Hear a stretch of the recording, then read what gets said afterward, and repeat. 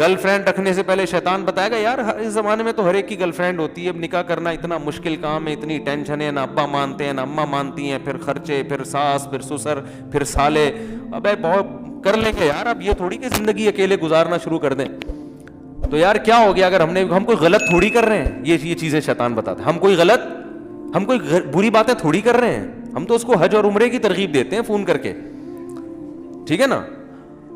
تو ہم تو اچھی اچھی باتیں کرتے ہیں, ہم کوئی گندی باتیں بھی نہیں کرتے, اور اگر گندی باتیں ہی کی ہیں تو باتیں ہی کر رہے ہیں نا, کوئی کام تھوڑی گندا کر رہے ہیں. تو یہاں سے شیطان جو ہے نا ایک برائی کو, او بھائی قرآن کے صاف الفاظ ہیں, عورت کو اللہ نے پیدا کیا بیوی بنانے کے لیے, بس بیوی بناؤ.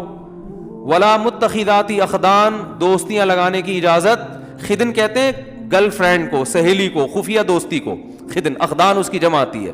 لا متخذات اخدان, اللہ نے صاف لفظ میں گرل فرینڈ کا ذکر کیا قرآن میں. کتنی واضح آیتیں ہیں کہ تم اس کو بطور فرینڈ کے نہیں رکھ سکتے. متخذ کا معنی ٹھہرا لینا, جیسے قرآن میں آتا ہے نا واتخذ اللہ ابراہیم خلیلا, ابراہیم کو اللہ نے خلیل بنا لیا. اتخذ کا معنی ٹھہرا لیا, دوست بنا لیا. تو اتخذ کا معنی ہوتا ہے کسی کو بنا لینا. جو گرل فرینڈ ہے وہ پیدائشی گرل فرینڈ تھوڑی ہوتی ہے, آپ اس کو بناتے ہیں, ٹھہرا لیتے ہیں کہ یار فرض کر لیتے ہیں. اور اس میں اس طرف بھی اشارہ ہے کہ بعض لوگ یہ کہتے ہیں کہ انگریز بھی گرل فرینڈ جب رکھتے ہیں نا تو اس سے وفا کرتے ہیں. جب ان کی ایک گرل فرینڈ ہوتی ہے تو وہی ہوتی ہے, بیسیوں سے دوستی نہیں لگاتے. تو اس میں قرآن نے اس کی بھی نفی کر دی ہے.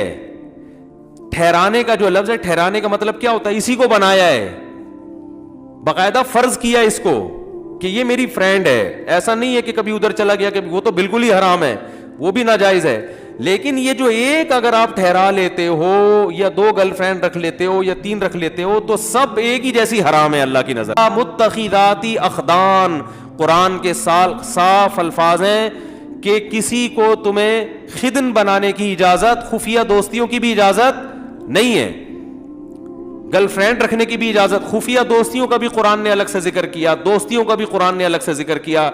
غیر مصافحین, اور قرآن نے کہا کہ اس طرح بھی عورت سے آپ ریلیشن قائم نہیں کر سکتے کہ محض اپنی خواہش کو پوری کرنا ہو. آپ نے محض اپنی, جیسے بعض لوگ یہ کہتے ہیں کہ ہم اگر یعنی عورت سے ہمارا اگر ریلیشن نہیں ہوتا تو ہم ڈپریشن میں جاتے ہیں, تو ہم اپنی ایک سیکسول ڈیزائرز ہیں پوری کر لیتے ہیں, تو ہم کیا ہو جاتے ہیں تھوڑے سے فریش.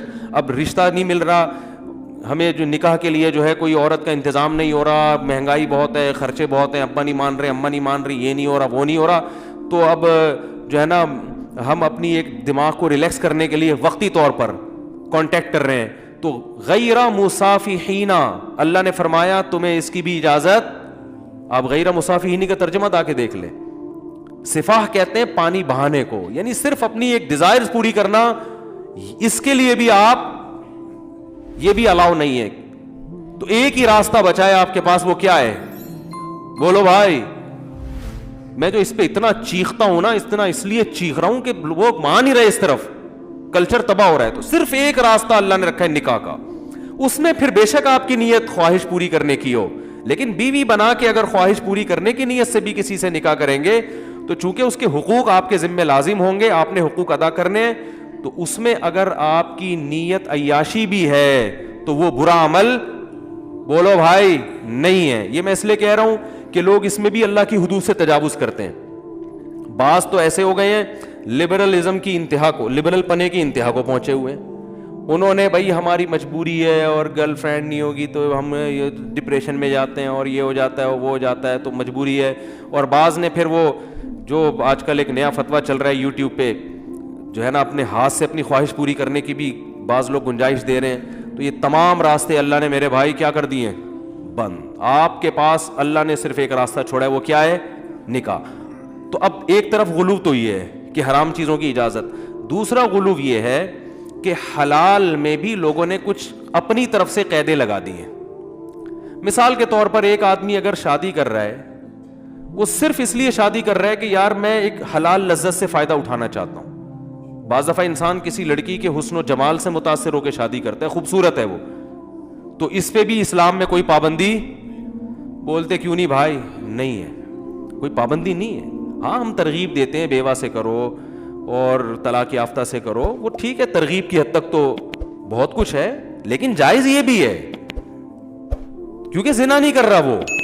اور دوسری بات یہ کہ وہ عیاشی کی نیت سے بھی اگر کر رہا ہے تو یہ عیاشی ایسی ہے جو عیاشی برا عیاشی نہیں ہے, اس لیے کہ جس سے بھی آپ نکاح کرو گے, چاہے خوبصورتی کی بیس پہ کر رہے ہو, جب بیوی بنے گی تو 10 ذمہ داریاں آپ کے اوپر, بولتے کیوں نہیں بھائی, آ جائیں گی. تو یہ عیاشی اپنے خرچے پہ ہو رہی ہے, لہذا اس پر کسی کو انگلی اٹھانے کی اجازت نہیں ہے, اپنے خرچے پہ ہو رہی ہے, اپنی ذمہ داری پہ ہو رہی ہے, ٹھیک ہے نا, تو جائز ہے یہ.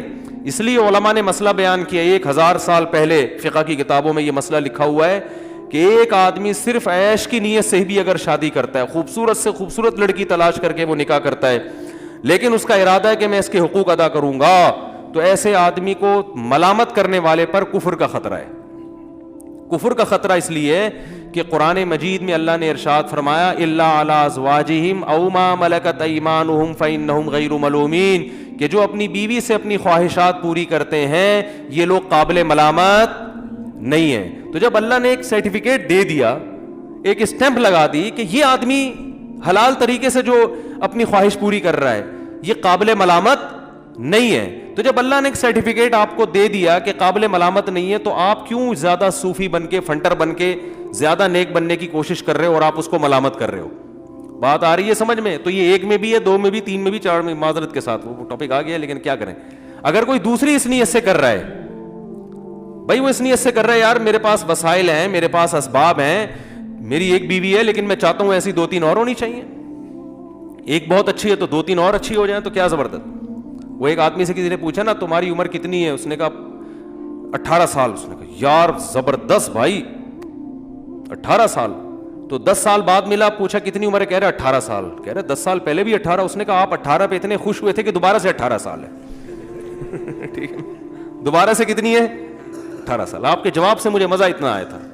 تو ایک آدمی کی شادی ہوئی, اتنی اچھی بیوی ملی اس کو, تو بھائی یار ایک اور ایسی ہو جائے, اللہ نے وسائل دیے ہیں, میں گھر دے سکتا ہوں, الگ گھر اس کے ساتھ نہیں, گھر دے سکتا ہوں اس کو, میرے پاس وسائل ہیں, تو کوئی بات نہیں بھائی. اگر آپ کا مقصد صرف جائز عیش و عشرت ہے تو بھی ٹھیک ہے, کوئی دوسرا آپ کو ملامت, تو اسلام نے اس کو لیگل قرار دیا, کیونکہ وجہ اس کی ہے کہ اس بہانے کسی عورت کو ٹھکانہ تو مل رہا ہے نا, اس کو ایک عدد میاں بھی تو مل رہا ہے, اس کی بھی تو حلال خواہش پوری ہو رہی ہے, اور دوسرا اس کو کفالت مل رہی ہے, اس کی اولاد کو باپ مل رہا ہے, اس کی ہونے والی اولاد کو. تو اتنے سارے اسلام اس کو فائدے عورت کو اس عمل کے ذریعے پہنچاتا ہے, اس لیے اسلام نے اس کی کھلی اجازت دی ہے کہ عیش کی نیت سے بھی کرتے ہو, اس پہ کوئی صوفی پابندی نہیں لگا سکتا. سمجھتے ہو یا نہیں سمجھتے ہو؟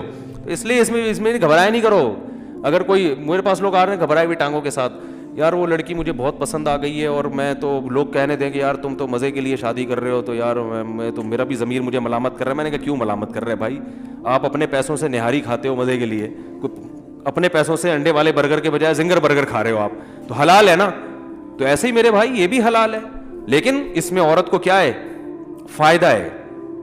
فائدہ یہ ہے کہ جیسے اللہ نے ڈیزائرز آپ میں رکھی ہیں, عورت کے اندر بھی ڈیزائرز رکھی ہیں. آپ میں رکھی اس لیے تاکہ آپ اس کی ڈیزائرز پوری کرو, اور اس کی ڈیزائرز, اس کے ذریعے آپ کی ڈیزائرز پوری ہوں. اگر اس خواہشات پہ آپ قابو پا کے بیٹھ جائیں گے تو صرف آپ کا نقصان نہیں ہے, عورت کا بھی نقصان ہے. اس میں بہت مشکل ہے بات سمجھانا.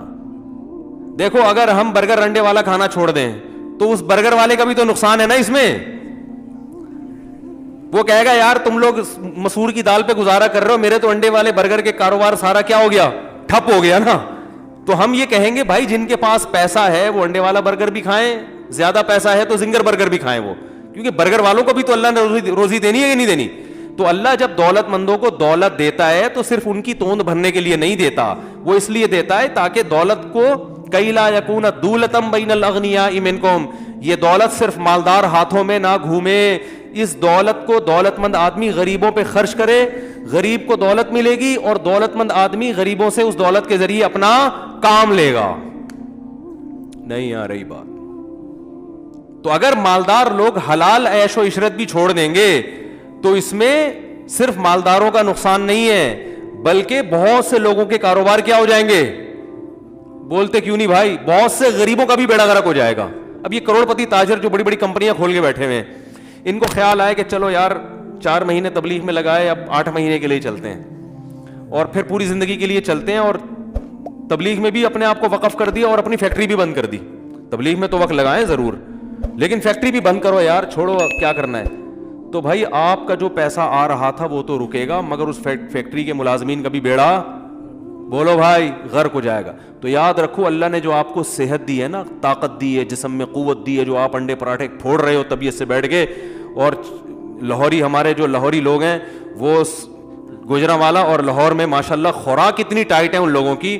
گوجرانوالا میں مشہور ہے کہ آپ کسی گوجرانوالا والے سے پوچھیں کہاں سے آ رہے ہو, تو وہ جواب دے گا کھانا کھا کے آ رہا ہوں. کہاں جا رہے ہو, کھانا کھانے جا رہا ہوں. اور یہ میں نے دیکھا ہے, اور اتنے بڑے بڑے پائے کے ڈونگے ایسے پی جاتے ہیں, وہ اتنے پائے کھائے جاتے ہیں. ہمارے دوست کہنے لگے بھینسیں کے یہاں اینٹوں پہ کھڑی ہوتی ہیں کہ سارے پائے تو تم لوگ کھا جاتے ہو بھائی.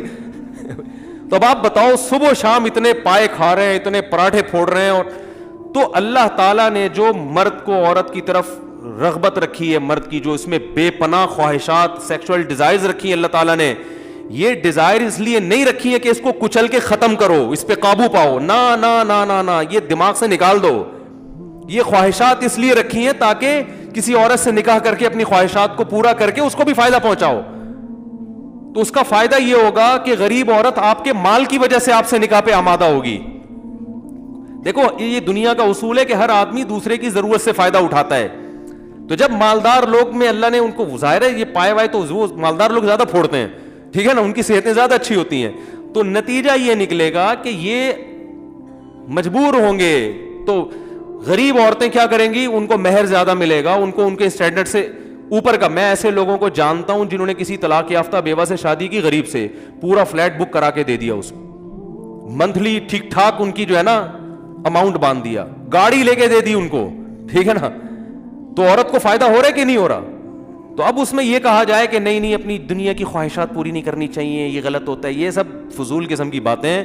جو جائز خواہشات اللہ نے رکھی ہیں, قل من حرم زینت اللہ التی اخرج لعباده والطیبات من الرزق, اے نبی آپ ان سے کہہ دیجئے کہ کون ہے جس نے زینت کو حرام کر دیا اور پاکیزہ رزق کو اپنے بندوں پر, میرے بندوں پر حرام کر دیا. کون یہ پابندی لگانے والا ہے, کون؟ گویا اللہ کہہ رہے ہیں اس صوفی کو لے کر آؤ میرے سامنے, میں نے پیدا کی ہے. قل ہی للذین آمنوا فی الحیات الدنیا, دنیا میں بھی تو اصل تو ایمان والوں کے لیے. کافر کو تو غریبی میں مل رہا ہے, لیکن اب غریبی زیادہ ہو گئی ہے, ٹھیک ہے نا. جو غریبی ہے وہ کیا ہو گئی ہے, غریبی والے غریبی زیادہ لے کے جا رہے ہیں, اور جو مسلمان تھا وہ کیا ہے, وہ اسی بحث میں لگا ہوا ہے. تو اس لیے حرام اور حلال میں میرے بھائی فرق کرو. حرام بہت برا ہے, زنا بہت برا ہے اسلام میں. بد نظری کے بارے میں قرآن کے کیا الفاظ ہیں, یعلم خائنۃ الاعین, آنکھوں کی خیانت کو بھی جانتا ہے وہ. یہ جو انٹیوں کو نظریں گھما گھما کے دیکھ رہے ہو نا, تو اللہ فرماتے ہیں یہ آنکھوں کی خیانت کو بھی, اس میں بھی پکڑ ہوگی, اللیگل ہے. نا نا, تمہارے لیے صرف تمہاری بیوی بس. ہاں اس میں یہ ہے کہ اب اس میں اللہ نے تمہیں چھوٹ دی ہے بھائی. اور اللہ نے کیا فرمایا, ما طاب لکم من, یہ میرا ٹاپک نہیں ہے, بس ابھی آ رہا ہوں, آپ لوگ گھبرائیں نہیں. وہ خواتین بیان سن رہی ہوتی ہیں, بھاگ جاتی ہیں, اوپر بھی بیٹھی ہوئی ہوں گی, بالکل بھاگ نہ جائیں. خواتین کو تسلی دلا رہا ہوں, 1 مہینے تک اس ٹاپک پر اب میں انشاءاللہ بات نہیں کروں گا, کوشش اس کی ہوگی. اس میں خواتین کا بھی تو فائدہ ہے یار, کتنا فائدہ ہے. بہت سی خواتین کو میاں نام کی چیز ملی ہے, وہ کسی کی دوسری بیوی بن گئی, تیسری بیوی بن گئی, ورنہ تو وہ بیچاری ان کی زندگیاں تو برباد ہو گئی تھیں. کتنے, جب میں فون اٹھایا کرتا تھا نا, میرے پاس بہت ساری خواتین کے فون آتے تھے, ہمیں اپنے لیے, ہمیں اپنی پاک دامنی کی حفاظت کرنا مشکل ہو گیا ہے, برائی کی طرف جا رہے ہیں ہم. لوگوں کو پتہ چلتا ہے یہ طلاق یافتہ ہے, کوئی نکاح کا پیغام نہیں بھیجتا, دوستیاں لگانے کی کوشش کرتے ہیں لوگ. اور خواتین پھر ظاہر ہے عورت میں بھی ایک حد تک صبر ہے نا, تو برائی کی طرف جا رہی ہیں. تو بہت ساری عورتوں کو الحمدللہ ٹھکانہ مل گیا, ان کو گھر مل گیا, ان کو میاں مل گیا. چلو پورا نہیں, آدھا ملا, 1/4 مل گیا, لیکن مل تو گیا نا. تو 1/4 نہیں ہوتا, آدمی پورا ہی ہوتا ہے, ٹھیک ہے. تو اس لیے بھائی اس میں عورتوں کے فائدے کے لیے